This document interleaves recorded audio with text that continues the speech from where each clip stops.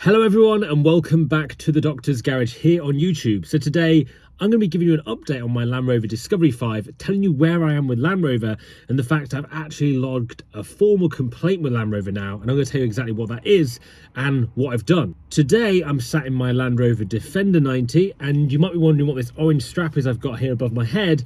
Well, this is actually holding a Christmas tree on the roof of my Defender today. For those that are new to the channel, you may have missed me pestering you on every video, but my Land Rover Defender 90 is for sale. I'm selling it via prize giveaway. It's £5 a ticket. You can click the link below and enter to win my Defender for a £5, and it gets drawn in about a week and a half's time, so very, very soon. So my Land Rover Discovery 5, what's been going on with it? Well, I've not had it now for over 4 months. It's kind of getting a bit stupid now, because not just that I haven't had it for so long and that's an issue and it's a problem, more because all the things on it are starting to become due. And what I mean by that is like my approved warranty I pay for, tax, insurance, everything basically. And only in the last week have I taken a decision, because my tax was due, to sawn the vehicle. So I've sawn it now because it's just sat at the parking lot at the back of Marshall's.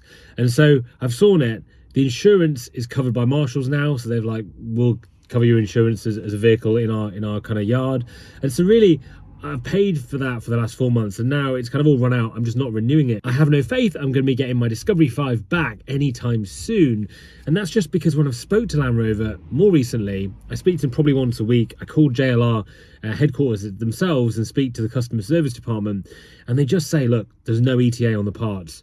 We don't know when it's going to come. And at the start I was probably more patient, and for those that are watching probably think I'm very patient with this issue, but to be honest I feel like a little bit, I don't know where else to go with it. I feel like I'm running out of options, but I think I'm now becoming a bit more like, well, when is it going to be sorted? How long do I wait now? It's been 4 months, getting on towards 5 months as we get into December, and it's just such a long time to not have my vehicle for, that is depreciating in value but also costing me these extra things. So as I mentioned, I put a formal complaint in with Land Rover this week, and I did that via writing them a letter. So I wrote a letter to the headquarters, got it recorded, so I know it's kind of got there. But what I'm really struggling with is, how do I send that letter via email? Because you might know, if you've been in the same boat, it's really difficult to find an email for Land Rover customer service. There's nowhere that their email address is located.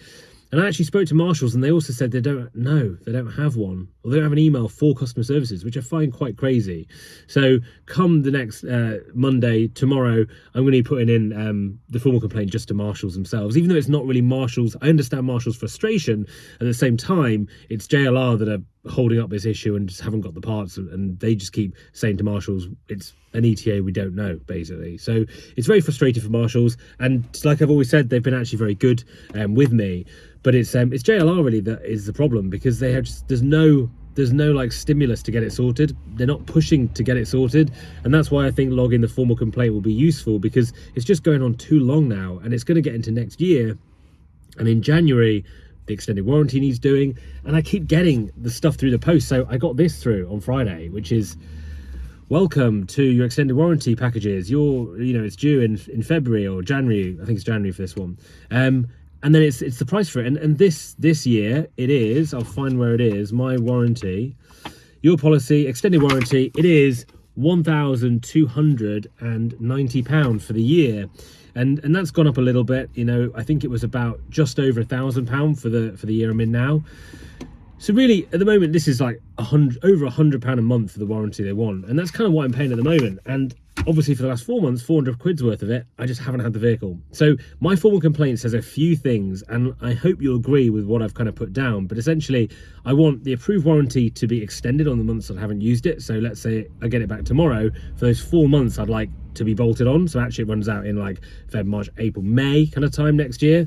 I've also said, after speaking to some of my friends that are mechanics, that the vehicle, because it's been stationary for so long now, there's going to be some things on it that are probably going to need to be sorted and replaced. You probably saw in the last video I did, where I was over in Lincoln with my Defender, that my Discovery is still sat outside just in the parking lot, just rotting basically. And so I've said it's going to need a full service. It's due a full service in February anyway, but it will need a full service because all the oils and fluids will just be stagnant. I understand that's something I need to do. Also the brakes, wheel bearings, some person's messaged me about saying they had that problem with theirs when it was left for just a month.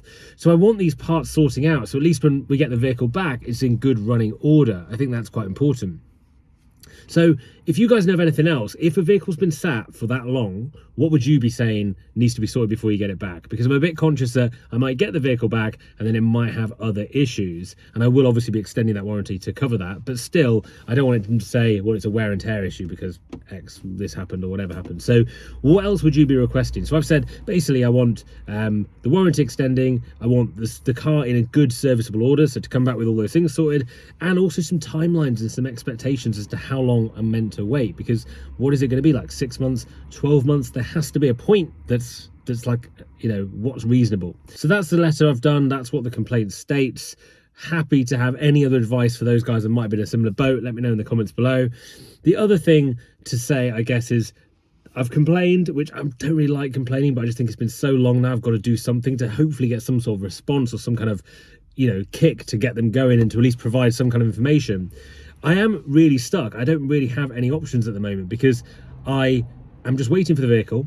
I'm not in a Jaguar Land Rover product at the moment. I've got a Kia that's like overdue on its service as well that I'm in at the moment, which was fine. It was quite fun to start with, but it's kind of wearing off a little bit now and I'd like my Discovery back. The other option some of you guys have commented in previous videos is reject the car.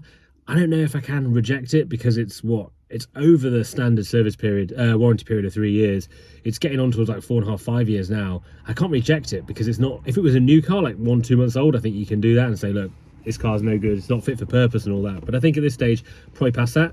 The other option I thought about was just getting rid of it and saying, can you buy it off me? JLR said, speak to your dealer. They deal with buying and selling the vehicles. Spoke to the dealer, they don't want to buy it, understandably, because if they buy it, it voids the extended warranty that I'm in. And so they don't want to buy it because if it then breaks again, or if this repair doesn't fix it, then they don't want to be lumbered with the vehicle they can't sell. And I get that, but still it leaves me in a bad position because I can't move on, can't sell the vehicle, can't get the vehicle, it's just stuck there at Land Rover. Some of you also said, why don't you get the part from somewhere else? And I suppose I could do that. I probably could get it back, try and work it out, go to a breaker's yard, but I've been paying the best part of £100 a month for their warranty, and I really want it to be sorted out with Land Rover and get it sorted with them. So I'm still willing to give that option and that route a try, but really just need some help as to what next to do. I think after the formal complaint goes in and then I get a response from that, I'm really hoping there'll be some sort of a timeline and some sort of a way that they're going to get the car reserviced and get it sorted so it's running well when it comes back from them.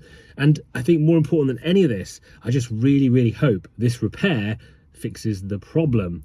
And I feel quite, it sounds bad, but I feel quite doubtful that's going to be the case. And the reason is because when this first happened, so many of you commented on my video saying, I don't think it is this wiring harness, I think it's some other unit or something in the car. But anyway, marshals were very sure that it was this wiring harness that needs replacing. What I don't understand though, if it was a wiring harness that it wasn't working correctly, surely it would be happening all the time, but this was like an intermittent fault and it seemed to get better when I left the car for half an hour and came back and got back in and started it. So it feels like it was some kind of computery glitchy thing. And also when the RAC man plugged it in when I was stranded that time, it said it had a steering lock sensor fail, a gearbox sensor fail, all kinds of weird stuff.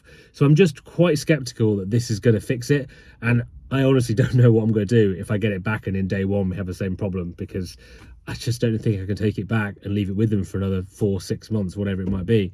So that's where I am with my Discovery. That is a completely up-to-date update on this Sunday that you're watching this video. As mentioned, I keep getting stuff from Land Rover about doing my extended warranty, the fact my service is due, the fact the MOT is due, and all that. But I just don't have the vehicle. It's just been sat over at Marshall's. So that's where I am with the Discovery. Not much more to say, really.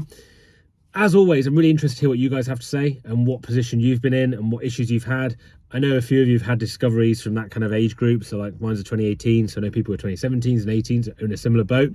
Let me know. Let me know in the comments below. Let me know where you are with it. And if you've got any advice really of what else we can do. But Sorry that video was a bit of a rant, but that's where we are. That's the Discovery update for this week. Thanks for watching this video. Make sure you subscribe, like this video, let me know what you think in the comments below.